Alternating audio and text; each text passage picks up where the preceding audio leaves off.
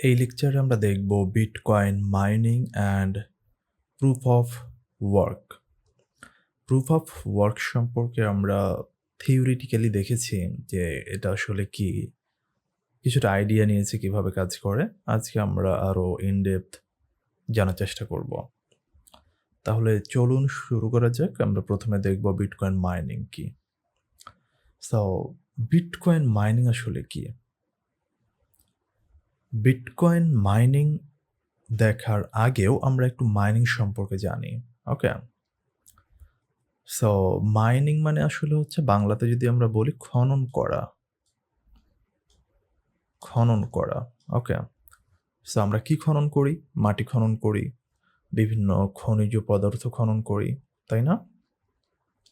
তাহলে এটাকে সিম্পলি আমরা ইংলিশে বলে থাকি মাইনিং। এখন এই মাইনিং যারা করে থাকেন তাদেরকে বলা হয় মাইনর। তাদেরকে বলা হয় মাইনর। তাহলে মাইনররা মূলত কি করেন? মাইনিং করেন। মাইনিং করে তাদের একটা উদ্দেশ্য থাকে। যদি আমি খনিজ পদার্থের কথা বলি তাহলে তারা কি খনিজ পদার্থ আহরণ করার জন্য মাইনিং করছে, তাই না?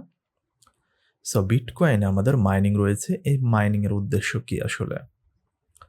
বিটকয়েনে মাইনিং করার উদ্দেশ্য হচ্ছে আমাদের যে ট্রানজাকশন বা যে ডেটাগুলো আমরা স্টোর করতে চাচ্ছি, এগুলো আমরা ব্লকে সাকসেসফুলি অ্যাড করতে চাই থ্রু মাইনিং, ১ নম্বর উদ্দেশ্য। ২ নম্বর উদ্দেশ্য হচ্ছে আমরা মাইনিং করলে একটা রিওয়ার্ড ফি পাই। এর অ্যামাউন্টটা বিশাল। কত অ্যামাউন্ট? আমি প্রিভিয়াস লেকচারে সম্ভবত বলেছি 3.125 বিটিসি।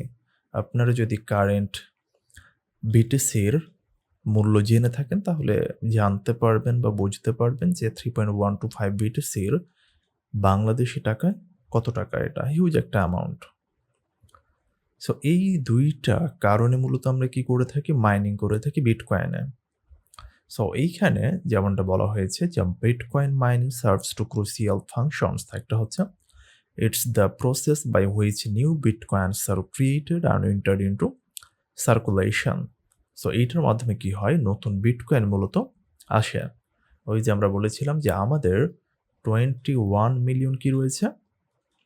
টোটাল বিটকয়েন রয়েছে। সো এইটাকে এমনভাবে এর মনিটারি পলিসি তৈরি করা হয়েছে যাতে আপনি চাইলে কি করে ফেলতে পারবেন না, একসাথে এটাকে যেকোনো কিছু করতে পারবেন না। আই মিন লাইক আপনি নিয়ে নিচ্ছেন বা দিয়ে দিচ্ছেন এরকম হবে না। এটা একটা স্পেসিফিক রুলস অ্যান্ড রেগুলেশন এর মধ্য দিয়ে যাবে। সেকেন্ড যেই ফাংশনটা রয়েছে সেটা হচ্ছে it's how the bitcoin network confirms new transactions and maintains the blockchain's integrity. তাহলে যেমনটা বললাম যে আমরা যখন কোনো ট্রানজাকশন বা হচ্ছে কোনো ডেটা যখন রাখতে চাই তখন আমাদেরকে এই মাইনিং এর মধ্যে দিয়ে যেতে হয়। তাহলে ওভারঅল আমাদের পুরো সিস্টেম বা নেটওয়ার্কে একটা ভারসাম্য বজায় থাকে। এইটাই হচ্ছে মূলত আমাদের বিটকয়েন মাইনিং এর পারপাস। তাহলে মাইনিং শব্দটা হোপফুলি আমরা ক্লিয়ারলি বুঝে গেছি। এবার তাহলে চলুন আমরা যেটা দেখব সেটা হচ্ছে যে এই যে মাইনিং প্রসেস এটা আসলে কিভাবে আমরা করে থাকি। সো মাইনিং প্রসেসের একটা হাই লেভেল ওভারভিউ আমরা লাস্ট লেকচারে সম্ভবত দেখেছি। সেখানে আমরা বলতেছিলাম যে আমরা মূলত কি করব? আমি একজন মাইনর, ওকে? আমি একজন minor. So first of all আমি মাইনিং শুরু করব। তাহলে আমরা মাইনিং শুরু করতেছি। যখন আমি মাইনিং শুরু করলাম তখন এইখানে আমাকে একটা ক্রিপ্টোগ্রাফিক পাজল সলভ করতে দেওয়া হবে। এই পাজলটা আমি একটু পরে আপনাদের দেখাচ্ছি যে রিয়েল লাইফে আসলে কিরকম হয় এটা। সো আপাতত ধরুন এটা একটা প্রবলেম। এই প্রবলেমটা আমাদেরকে সলভ করতে দেওয়া হবে। এখন এটা সলভ করতে গেলে আমাদের ২ টা ঘটনা ঘটতে পারে। আমরা হয় সলভ করতে পারবো অথবা সলভ করতে পারবো না, তাই না? যদি আমরা সলভ করতে পারি তাহলে এইখানে থাকবে আমাদের নেটওয়ার্কের আদার্স নোড। তবে এখানে আদার্স নোডদের মধ্যে ব্যাপারটা এরকম না যে সবাই থাকবে। এখানে নির্বাচিত নোড থাকবে। তিনি কি করবেন? তিনি দেখবেন যে এই যে মাইনর এই প্রবলেমটা সলভ করেছে এটা ঠিক আছে নাকি ঠিক নাই। সো যদি দেখেন যে ঠিক আছে তাহলে কি করবেন? ইনি এটাকে ভেরিফাইড করে ফেলবেন। ভেরিফাইড করে এই ব্লকটা কি হয়ে যাবে? অ্যাড হয়ে যাবে। অ্যাড হয়ে যাবে এবং অ্যাড হওয়ার পর যে মাইনর ছিলেন ইনি কি পেয়ে যাবেন? রিওয়ার্ড ফিটা পেয়ে যাবেন। একই সাথে আমাদের এই ব্লকটা যখন অ্যাড হয়ে গেল প্রত্যেকটা নোডে কি হয়ে যাবে? এটা চলে যাবে এবং তারাও কি করে ফেলবে? যেহেতু দেখতেছে ইটস ভেরিফাইড সো তাদের একটা করে কপি তাদের ব্লক চেইনে এড করে ফেলবে এবং এই যে যেমনটা বললাম যে লাস্টে মাইনর কি করবেন? একটা রিওয়ার্ড ফি মূলত গ্রহণ করবেন। এখন চলুন আমরা একটু প্রুফ অফ ওয়ার্ক এ যাই তাহলে পরে এই মাইনিং এর প্রসেসটা আরো আপনাদের ক্লিয়ার হয়ে যাবে। সো প্রুফ অফ ওয়ার্ক হচ্ছে মূলত একটা কনসেনসাস মেকানিজম। প্রত্যেকটা প্রোটোকল কোনো না কোনো কনসেনসাস মেকানিজম ফলো করে এবং করতেই হবে। কারণ আমরা বারবার বলতেছি যে এখানে কোনো সেন্ট্রাল অথরিটি নেই। তাহলে আপনি কিভাবে ইচ অ্যান্ড এভরিথিং আপনি কি করবেন? মেইনটেইন করবেন। Isn't it? So that is why আমাদের যেকোনো একটা কনসেনসাস মেকানিজম ফলো করতে হয় যেটার থ্রুতে আমরা ব্লক এড করব বা যেকোনো ডেটা এড করব। সো বিটকয়েন মূলত প্রুফ অফ ওয়ার্ক এই কনসেনসাস মেকানিজমটা ফলো করে থাকে। সো এটার বেশ কিছু কি প্রপার্টিজ বলা হয়েছে। Difficult to solve but easy to verify, require significant computational power. So এইটা আমরা সম্ভবত POW এবং POS এর পার্থক্যের সময় বলেছিলাম। Solution is unpredictable, creating a fair competition among minors. এখন চলুন আমরা দেখব যে এই proof of work Real life আসলে কাজ করে কিভাবে। এটা যদি বুঝতে পারেন তাহলে মাইনিং কিভাবে হচ্ছে সেটাও আপনারা বুঝে ফেলবেন। সো যেটা আমরা বলছিলাম যেটাকে বলা হয় ক্রিপ্টোগ্রাফিক পাজেল বা POW পাজেল। সো এই পাজেলটা কিভাবে হয়ে থাকে চলুন এবার আমরা একটু বুঝার চেষ্টা করি। আমি একদম শেষ প্রান্তে চলে যাব আপনাদের দেখানোর সুবিধার্থে। ওকে। সো আমরা যেটা দেখব সেটা হচ্ছে POW আসলে কাজ করছে কিভাবে। ওকে। যে প্রবলেমটা দেওয়া হবে, প্রবলেমটা কেমন হবে আসলে। খুব ভালোভাবে খেয়াল করুন। আমরা জানি যে আমাদের একটা ব্লকে কি থাকে? বেশ কিছু জিনিস থাকে, তাই না? এখানে আমাদের হেডার থাকে। হেডারের ভেতরে আবার অনেক কিছু রয়েছে। এখানে আমাদের ডেটা থাকে এবং এইখানে আমাদের একটা থাকে কারেন্ট হ্যাশ, একটা থাকে প্রিভিয়াস হ্যাশ, তাই না? Previous hash. এখন এই কারেন্ট হ্যাশটা মূলত আমাদেরকে এই যে ক্রিপ্টোগ্রাফিক পাজেল বলতেছি, এই পাজেলে আমাদেরকে বের করতে হবে। খুব ভালোভাবে খেয়াল করুন। আমার এইখানে ডেটা ধরুন আমি রাখলাম হ্যালো। এই ডেটা রাখার ফলে আমি ফর এক্সাম্পল 15AB একটা হ্যাশ পেলাম। এখন আমাকে টার্গেটে বলা হলো যে তোমাকে এমন একটা হ্যাশ নির্বাচন করতে হবে তোমার ব্লকের জন্য যেই হ্যাশটার প্রথমে ৪ টা 0 আছে। তারপরে কোনো কিছু থাকতে পারে ফর এক্সাম্পল। এখন আমরা যেই হ্যালো, এই হ্যালোর জন্য কোন হ্যাশটা পেয়েছি? এইটা পেয়েছি, তাই না? এখন এই হ্যাশটা কি গ্রহণযোগ্য? ডেফিনিটলি না। তাহলে আমরা এই হ্যাশটা কিভাবে নির্বাচন করব? খুব ভালোভাবে খেয়াল করুন। আমরা জানি যে যখন আমার ডেটা আমি চেঞ্জ করি, তখন কি হয়? আমাদের হ্যাশটা পরিবর্তন হয়। এখন আমি আমার ব্লকে এই ডেটা কি পরিবর্তন করে আমি বারবার হ্যাশ পরিবর্তন করে চেক করব যে কোনটা ১ম এ ৪ টা 0 আসতেছে? It doesn't make sense. কারণ তখন তো আমার ডেটা টাইপ কি হয়ে যাবে? চেঞ্জ হয়ে যাবে। তাই না? সো এইটা কিন্তু করা যাবে না। অর্থাৎ এই পথটা আমাদের বন্ধ যে আমি এই যে ডেটা রাখতেছি, এই ডেটাটাকে চেঞ্জ করে হ্যাশকে পরিবর্তন করব। সো এই ওয়েটা আমাদের বন্ধ। এখন আমাদের এই টার্গেট হ্যাশে কিন্তু আমাদের পৌঁছাতেই হবে। তাহলে ডেটাটাকে আমি চেঞ্জ করতে পারছি না। হেডার চেঞ্জ করবেন, প্রিভিয়াস হ্যাশ তো আপনি চেঞ্জ করতে পারবেন না। তাহলে হেডারে কি চেঞ্জ করবেন? আপনি ব্লক নাম্বার চেঞ্জ করবেন। কত চেঞ্জ করবেন? ব্লক নাম্বার তো চেঞ্জ করতে পারবেন না। তাহলে আমাদের এমন একটা পাবলিকের প্রয়োজন পড়বে যাকে ব্যবহার করে আমরা কি করতে পারবো? অনবরত সেম ডেটার এগেইনস্টে আমরা এই হ্যাশটা আমরা কি করতে পারবো? চেঞ্জ করতে পারবো বা জেনারেট করতে পারবো। সো ওই পাবলিকটার নাম হচ্ছে নন্স। নন্স। সো এই নন্স মূলত কি? এর একটা পূর্ণরূপ হচ্ছে যে number only once used. Number only once used. ঠিক আছে? সো খুব ভালোভাবে বোঝার চেষ্টা করুন ঘটনা কিভাবে ঘটতেছে। আমরা যদি আমাদের যে হ্যাশ আছে সেটাকে একটু আমরা চিন্তা করি। আমরা জানি যে আমাদের হ্যাশ কতগুলো ক্যারেক্টার বিশিষ্ট হয়? আমাদের হ্যাশ হয় মূলত কত? টোটাল ৬৪ ক্যারেক্টার বিশিষ্ট, তাই না? ওকে। সো 64 ক্যারেক্টার বিশিষ্ট যদি আমাদের একটা হ্যাশ হয়ে থাকে, তাহলে পরে আমি যদি এখন আপনাকে জিজ্ঞেস করি যে মিনিমাম ভ্যালু সরি ওয়েট। তাহলে 64 ক্যারেক্টার বিশিষ্ট মিনিমাম ভ্যালুটা কি হবে? ডেফিনিটলি 64 টা কি হবে? 0 হবে, isn't it? 0। সো আমরা ধরতেছি যে এই 64 ক্যারেক্টার বিশিষ্ট হাইয়েস্ট নাম্বারটা হচ্ছে এইটা, highest value and lowest value হচ্ছে এইটা, নিচেরটা এক কথায়। তাহলে এখানে আমাদের 64 টা কি রয়েছে? 0 আছে, রাইট?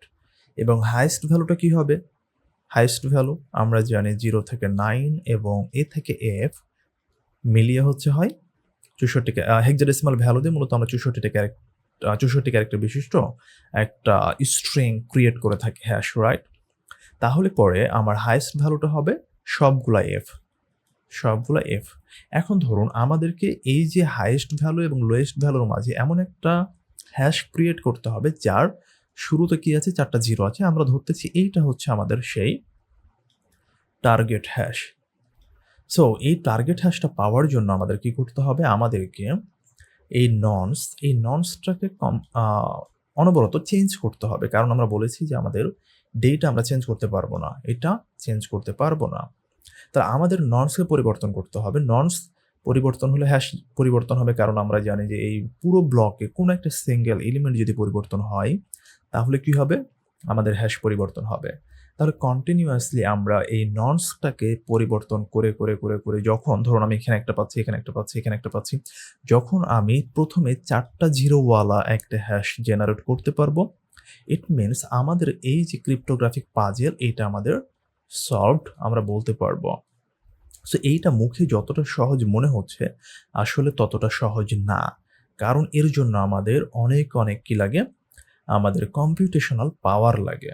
তাহলে এইখানে আমাদের ওই জিনিসটাই বলা হয়েছে যে take the block header data, add a random number called a nonce. এই নন্সটাকে পরিবর্তন করে আমরা কি করতে পারি? এই যে SHA-256 হ্যাশ আমরা জেনারেট করতে পারি। Check if the hash meets the current difficulty target. তাহলে ডিফিকাল্টি টার্গেট আমি যেটা বলেছিলাম যে 4 টা 0 আমাদের বের করতে হবে। If not change the নন্স and try again. যতক্ষণ পর্যন্ত না আমরা 4 টা 0 পাচ্ছি, আমরা কি করতে থাকবো? আমরা চেঞ্জ করতে থাকবো। তাহলে মাইনার্সদের এই যে টার্গেট হ্যাশ এটা খুঁজে পাওয়ার জন্য বিলিয়নস অফ ক্যালকুলেশন বা চেঞ্জেস মূলত করা লাগে এবং এটার জন্য অনেক কম্পিউটেশনের প্রয়োজন পড়ে। তাহলে মাইনিং ডিফিকাল্টিটা আমরা একটু দেখি যে a measure of how hard it is to find a hash with a given target. তাহলে এই যে বললাম যে আমার লোয়েস্ট ভ্যালু সবগুলো 0, হাইয়েস্ট সবগুলো হচ্ছে F। তাহলে 64 ক্যারেক্টার দিয়ে আমরা যতগুলো নাম্বার গঠন করতে পারবো, ততগুলো আমাকে অপারেশন চালাতে হবে ম্যাক্সিমাম, রাইট? তাহলে বুঝতেছেন যে এটা কোন লেভেলের কঠিন একটা কাজ। এরপর হচ্ছে hash rate, the number of hash calculation perform per second. So 1 সেকেন্ডে আমরা আসলে কতগুলো হ্যাশ জেনারেট করতে পারছি এটার উপরে ডিপেন্ড করতেছে আমরা কত দ্রুত একটা টার্গেট হ্যাশ খুঁজে বের করতে পারবো, রাইট? সো এর ডিফিকাল্টি লেভেলটা যদি আমরা একটু বলি যে 2016 টা ব্লক কি করা হয়? 2 উইকসে রাফলি হচ্ছে আপনার এড করা হয় এবং বিটকয়েনের ক্ষেত্রে প্রত্যেক 10 মিনিটে হচ্ছে একটা করে ব্লক এড করা হয়। অন্যান্য যে প্রোটোকলগুলো রয়েছে তাদের ক্ষেত্রে ডিফারেন্ট, আমরা সেগুলো দেখব। তাহলে ডেফিনিটলি আমরা এতটুক পর্যন্ত যে জিনিসটা দেখলাম যে মাইনিংটা আসলে এতটাও কি না সহজ কোনো কাজ না। আমাদের ডেফিনিটলি ভালো কম্পিউটেশনাল পাওয়ার লাগে। দেন আমরা আমাদের টার্গেট হ্যাশটা খুঁজে বের করতে পারি। সো এনভায়রনমেন্টাল একটা ইমপ্যাক্ট আছে POW এর উপরে। কারণটা হচ্ছে যে bitcoin's annual energy consumption rivals that of some countries. এর মানেটা বুঝতেছেন? এই যে আমরা বললাম যে আমরা যখন টার্গেট হ্যাশটা খুঁজে বের করতে যাচ্ছি, আমাদেরকে কোটি আমাদেরকে অপারেশন চালাতে হচ্ছে। কোটি অপারেশন লিটারেলি। তাহলে এই কোটি অপারেশন যখন আপনি চালাবেন, তখন আপনি চিন্তা করুন আপনার কম্পিউটার লাগবে, হাই গ্রাফিক্স লাগবে, isn't it? এছাড়া আপনার মানে এমন কঠিন কনফিগার্ড কম্পিউটার বা ডিভাইস লাগবে, ইউ ক্যান্ট ইমাজিন। এবং একটা কথা বলা হয় যে আপনার এই ডিভাইসগুলো ঠান্ডা রাখতে যে পরিমাণ এসি ব্যবহার করতে হয় তার বিলই অনেক টাকা। সো ডেফিনিটলি এটা কি করে আমাদের অনেক এনার্জি কনজিউম করে। Concerns about carbon footprint and sustainability. So definitely এটা আমাদের কি এনভায়রনমেন্টের জন্য harmful. Debate over the value provided versus environmental cost. এখন এই যেই ভ্যালুটা আমাদেরকে প্রোভাইড করছে এটা আসলে এই এনভায়রনমেন্টাল কস্টের তুলনায় কতটুকু sustainable. So mining incentivizes the use of cheap, often renewable energy sources. So এখানে জাস্ট প্রপারনেস আর বলা হয়েছে আর কি। আমরা তাহলে পরে হোপফুলি পিওডব্লিউ এর সম্পর্কে জানলাম যে কিভাবে কাজ করছে। এখন কোয়েশ্চেন হচ্ছে তাহলে এই পিওডব্লিউ কি শুধুমাত্র একমাত্র সলিউশন? না, আমরা অলরেডি বলেছি যে এরকম অনেক আছে এবং পিওএস নিয়েও আমরা কথা বলেছি শুরুর দিকে প্রথম চ্যাপ্টারে। সো এরকম আমাদের অনেক কি রয়েছে, অল্টারনেটিভ রয়েছে। বাট বিটকয়েনে প্রুফ অফ ওয়ার্ক ব্যবহার করা হয়। So while POW remains robust, concerns have led to exploration of alternatives. So POW থেকে অল্টারনেটিভে যাওয়ার মেন রিজনটাই হচ্ছে এই যে high energy consumption, high energy. এর জন্যই মূলত হচ্ছে অন্যান্য যেই কনসেনসাস মেকানিজমগুলো রয়েছে বা প্রোটোকলগুলো রয়েছে সেগুলো আমরা ইউজ করেছি। প্রুফ অফ স্টেক খুবই ভালো একটা চয়েস, যেটা ইথেরিয়াম 2.0, তারপরে যে কার্ডানো তারা ইউজ করে delegated proof of stake DPOS, তারপর proof of authority used in some private blockchain like Hyperledger Fabric, সেখানে ব্যবহার করা হয়। সো এইভাবে মূলত আমরা কি করতে পারি, পিওডব্লিউতে মাইনিংয়ের মাধ্যমে রিওয়ার্ড ফি পেতে পারি, আমরা ব্লক অ্যাড করতে পারি বা ডেটা অ্যাড করতে পারি। একই সাথে আমরা দেখলাম যে হাউ মাচ ইটস ডিফিকাল্ট এবং এর কিছু অল্টারনেটিভ আমরা দেখে ফেললাম। সো লেটার ভিডিওতে আমরা আরও অনেক কিছু জানবো এবং ইথেরিয়ামের ক্ষেত্রেও আমরা পিওএস নিয়ে কথাবার্তা বলবো।